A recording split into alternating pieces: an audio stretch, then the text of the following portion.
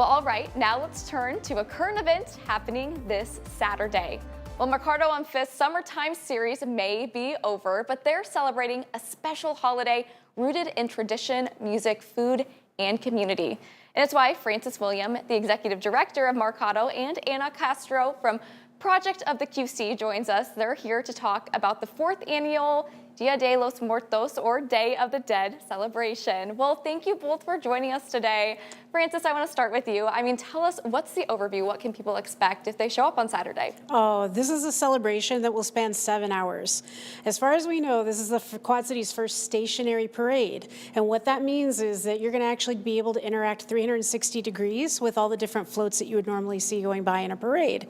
So it's an opportunity to immerse yourself in the tradition, learn more about it. You're going to see on altar displays from different families. You're going to be able to try food, hear beautiful music, and we even have a wonderful kind of fashion show of Katrinas and Katrines, if you will. I'm going to get to all of those things in just a minute, but can we first get a little bit of a background on Day of the Dead? Why are people celebrating this weekend? Yeah, this is actually linked to some indigenous traditions as well as some religious ones. So on November 1st, the Catholics typically celebrate All Saints' Day. Well, this is an opportunity to celebrate multiple parts of your family. So it's about grief, but it's really about celebrating the joy and the love that you had with your loved one while they were here.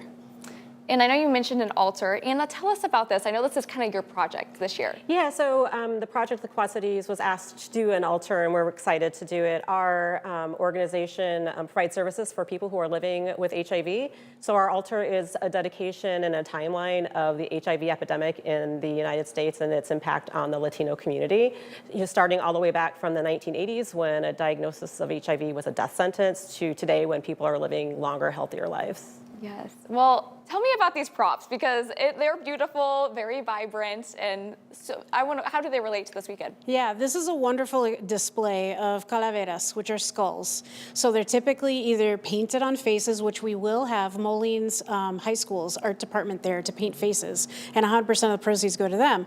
But these are, one is a puppet that you can actually wear as a mask, and then underneath is the poncho, and then we've got Frida Kahlo as another little example. But these were done by hand out of paper mache. So this is actually an artwork and an art style that is part of the tradition and needs to continue on. So these are two examples that you're going to see being, walking around Mercado on Saturday. Exciting. And there's a lot of special features that you have this year. Yeah. Tell me about the runway. There's a little bit of a fashion show going on, isn't there? Oh my goodness. So this is an opportunity. We welcome the public to be part of this celebration and to really understand it. But you can dress up as a Katrina or Katrine, and you can be part of our, what we're calling it's the Path of Skulls. But it's really like a fashion runway for folks to be able to be part of the tradition, part of the celebration, but come dressed up, and we're going to have prizes for the best outfits for that day.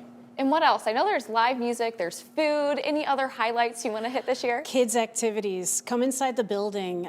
Take the time. You've got 7 hours, but I want people to know that it's going to be a little chilly, so they do have to bundle up in those layers, and then make sure that you're doing your research ahead of time to find those good parking spots within the city of Moline. We got some great public parking available, but you got to know where they are. You sure do.